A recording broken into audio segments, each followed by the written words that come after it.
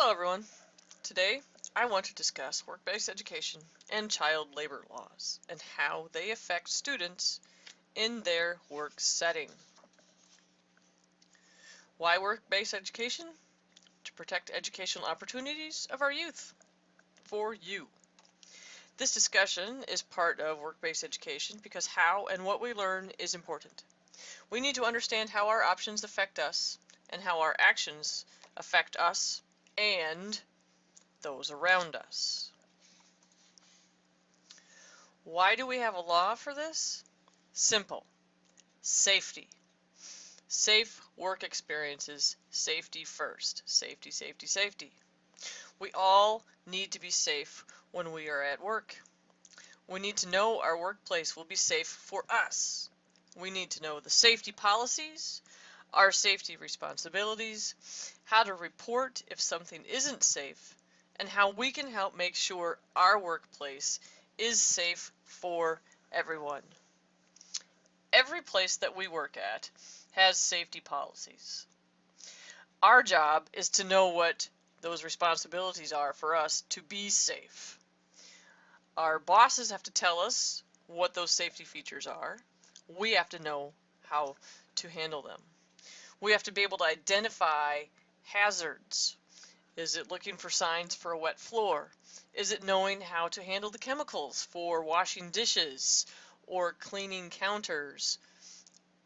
Is it how to report if something isn't safe? Because it is our job to report things that aren't safe, as it is our employers to make sure we are safe at work.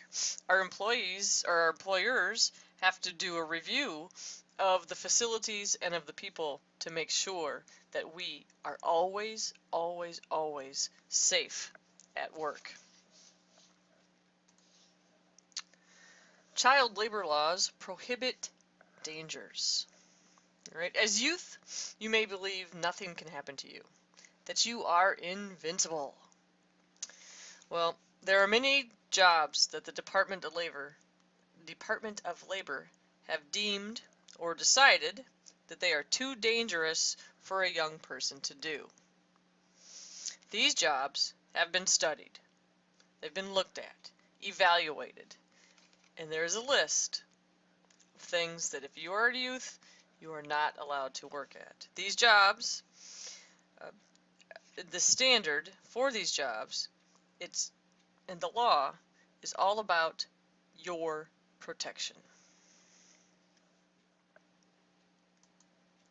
Some of those hazardous jobs include power-driven machinery, such as circular saws, forklifts, cranes, logging, and sawmilling.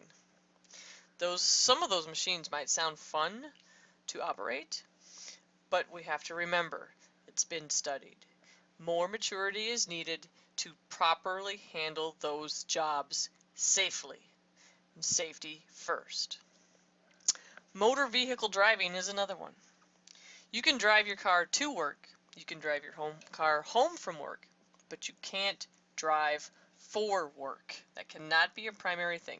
Occasionally, maybe, to drive for work, but you need to be older to be able to do that. It's been studied, it's been researched. You need to be older to have a job that is driving as the job. Exposure to radioactive substances. Now that seems kind of obvious. That'd be dangerous or hazardous for just about anybody. You need to be older to totally understand how to handle a job like that. Roofing operations. You may have had the opportunity to help a neighbor or a parent or an uncle or somebody do some roofing on your house or their house or a shed. But to have it as a job and get paid for it, you have to be older. It's just one of those things. We want you to be safe. Mining, that's another job that you need to be older to be able to have for a paying job or to have as a job, period. Just because you think you could handle it, think again. This law, it's for your protection and it's for your safety. Like I mentioned, safety first. Limited work hours. If you are 14 to 15 years old, you can't start a work day for a job to get paid until 7 o'clock in the morning. 7 o'clock at night, you need to punch out. You're done. During school days, you have limited hours for working. Because remember, you're a student. Your primary job is school. So you have to be able to study, you have to be able to sleep, you've got to be able to get your homework done, so there's limited hours during school days. Now during summer, you might have extended hours, but not by much. Remember, you're still a student. If you are 16 to 17-year-old, you can start work a little earlier, but not before 5:30 in the morning. And you can work all the way up until 11 o'clock at night. At 11 o'clock, you have to punch out. If you've been scheduled to work longer, too bad for your employer. You can only work until 11 o'clock, and then you have to go home. Again, remember, you are a student. That is your primary job. You need time for sleep, you need time for homework, you need time for school. Wages. If you are in a job for pay, great. You will earn minimum wage for the facility or place of business that you are working. If there's a training level, maybe up to 90 days training period, you might not get paid full minimum wage for that time. But when that is over, then you will get minimum wage. Remember, if you're in a work-based learning situation, when you're in class learning skills for that job, you won't be paid for that time. That part is the school time. All right? If you get training for the job in the job, that is a paid situation. You get, while at work and getting trained at work, you get paid.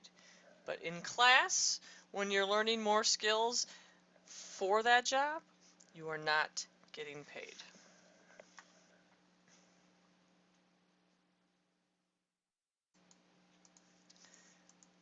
Why work-based education? And why do we have these rules? Educators, employers, and legislatures, we all want to promote positive work experiences for our youth. We want positive work experiences for you. We want your learning experiences to be successful, and we need you to be safe. We also want you to know what you should expect for safety, for wages, for hours. All of that is going to contribute to a positive work experience for you. We want you to be able to apply these skills to your daily life, right now while you're still in school, and once you get out of school, whether you go on to college or you go right into a workplace. Our goal is that we want you to be successful. That's why we have work-based education, and that's why our laws to protect you. They are there to support you.